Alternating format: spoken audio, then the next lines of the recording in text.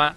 And, you know, in this matchup, I'm interested to see what he's going to go for. Shikuris Plateau, some think a very, very predictable map for PvZ. And to a certain degree, I also agree with that. Unless somebody goes for crazy shenanigans, just because, I don't know, I've had some PvZs where I've been able to predict relatively every single move on this map, especially because of the architecture, and again, how you've pointed out that third position over, which is closer to your main. And proving that I do listen to you when we cast, contrary to popular belief. But I know I have to say too, on the rare occasion, I always listen to my co-caster, but I cast some things with Adebisi from time to time. Yes. And I have this curse where he will say something, and for some reason, I don't know why, I just don't pick up on it. And it's usually something very, very pivotal to the game, like a player takes a clutch third, and he'll finish up saying, like, you know, Night End taking his third, and then I drop in there and I go, yeah, I have to say, look at this third timing. Night End going to take his third. And it's like, I just said that, and I'm like, wow, okay. And I've done it like 3 or 4 times, so apologies, of course, live on air to Adebisi. I love you like a brother, man. You know, so we have seen the Forge Fast expand come out. He did get the cannon down nice and early. He does want to be quite safe. And look at this, Kalaris is going to, and Revolver's going to play right into, I think, almost anything that the Protoss does, because Protoss wants to rush to try to deny that third, and that third is in fact going to go down. So I'm really quite surprised that Night End didn't sort of, in essence, sacrifice his probe to check if that third was going up. But then again, Night End being Night End and Revolver being Revolver, at this level of play, generally you see that third going down early when you see this expansion going down for a Protoss. So he can infer, you know, from what he's seen and, you know, how he's playing, exactly how his opponent's going to play, if he's playing as predictably as PvZ can be sometimes on this map. So, actually only has 2 on both of these gas geysers, which is quite interesting. So I think we'll just see 1 starport if he does go for that starport play. And, you know, he'd be in a good position to go for that starport play, since that third, as we've said many a time already in this cast, is pretty out of the way for Zergy and pretty kind of close for Protossi. Yeah, so Night End going to send this lone Zealot out. Wouldn't be too surprised if he doesn't go try to clear a tower or 2, see if Lings are out there. Or may just beeline and try to grab some intel. Looks like, in fact, beeline is going to be the choice. So a little bit of a scouting Zealot here. Of course, this Zealot, in his mind, thinks he can win the game outright. He's going to find out otherwise quite shortly. And is going to spot this third, though. And this is really going to dictate exactly where Night End goes from here. Now, great players like Night End will take a look at this third and see just how many drones are there, how long has it been saturated, how far is the creep spread, is there any static defense here, what is going on? And I love that. So he's gotten a full scout of the base. He knows exactly where the drone counts are on that third. He knows exactly what the Zerg is up to, so that's going to really play into his mid game here, which is going to be quite scary. Yeah, and yeah, indeed, Night End going for that 4-gate, well, the 2-base equivalent of a 4-gate, going to be going for what looks like a bit of a 7-gate here at this point, and that can indeed be very, very strong if the Zerg is not aware of what's happening. This is going to be coming very, very quickly at this point in the next minute or so, and that is going to hit hard. I mean, like, yeah, I don't think I can emphasize it enough than hard, really.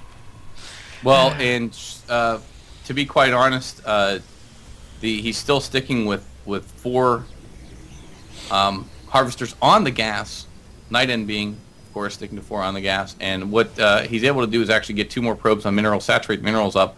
We're going to see a very, very abusive, heavy gateway force out of him here, and this is one way to do it without any nuance. This is just roll your opponent is what this is. Yeah, and Revolver not only did not have a Zergling at the front of his opponent's base, but he wasn't controlling any of the watchtowers either, so he's completely oblivious to this until just now, really, where the pylons are setting up on his third. This is going to be horrible. No, for sure, as here we go, moving in now, and going to start to lay siege to this third. Heavy gateway unit, as I said. Gateway heavy, and he has 400 minerals behind this. Plenty to go ahead and warp in reinforcements when the time comes. And oh no, going to go ahead and catch those roaches on rally. Oh gosh, what do we say about this from here, Kalaris? Oh, here's what we say about this. If if he gets Burrow out and clearly Reconstitution out in time, he could potentially save his second, but I don't think he's going to get it out in time, as Burrow can ultimately shut this down, as Protoss really doesn't have an observer to be able to see all those burrowed units, which can be extremely, extremely annoying, and oh, he's not going to have it out in time. No! No, he's actually going to have to focus on fighting this army as well and defending as much as possible. So catching another roach there on rally, and Revolver doesn't understand how he got all of these units so much and so early. As I called, he's sort of surprised, and well, when you've got that many gateways and you don't make any tech, that's it. So there we go. Night End, man. Oh, he is so good. He is like such an underrated Protoss, and again, a fantastic acquisition by Fnatic, and nobody really kind of speaks about him when they speak about Fnatic. All they ever speak about is Rain, and even to some extent Kawaii Rice. But Night End, man, he is such a strong Protoss, one of EU's best, and oh my god, just dominated, absolutely dominated. Yeah, man. That was such an exciting tournament. Night End, of course, just showing how it's done. Yep. Good to see Protoss representing. Nice to see a Protoss that can go ahead and switch it up stylistically. Seems like he knows all his builds inside and out. He does indeed. So big thank you everybody, ladies and gentlemen. This has been the EU Playhem TV tournament for $75. Do all your Playhem plugs, and yourself, Mr. Tumber, and I'll do mine after. Yeah, man. Playhem TV. I am a permanent resident. Come check me out there, as well as some other great casters. We've got Bonk, Froden, as well. You know what? I'm actually not going to run through them all. Sleeper Cells hopping on board to help out, of course. You can catch a Mo, Raging Cajun, Kalaris on EU. We're going to be adding more EU casters as we go, although everybody loves Kalaris, let's face it. You can also catch my Twitter, at TumbaSE, myself and Saritanite going at it, all about SC2 all day long. Check me out there, as well as YouTube, Tumba StarCraft, and StimTV. And I have to say big thank you to everybody that showed up in chat today, all the regulars. Robin, thanks for showing up. Of course, checking the match out. Sleeper Cell, Saritanite, big hearts to you guys. Tezgrub, I know you came as well. Everybody, Enigma, all you guys, thanks so much for showing up. We love you. And off to your shout-outs, Kalaris, please, before I get all emotional and choked up. Well, oh, actually that's wrong.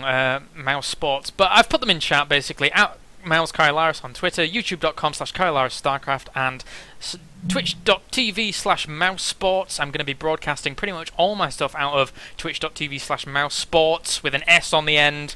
SSS. And yeah, basically we're going to be doing some great stuff there. Big shout out to Mouse Sports. Thank you for picking me up. That is absolutely amazing. I love being called Mouse Kylaris. It's a thrill every time I say it. Yeah, I'm sure we can tell. It's not getting old at all, buddy. It's not getting old at all. It will be for everyone other than me, so. Oh, for sure. I could just see I could see you moving on to another team and still mentioning how previously you were at Mouse Kalaris.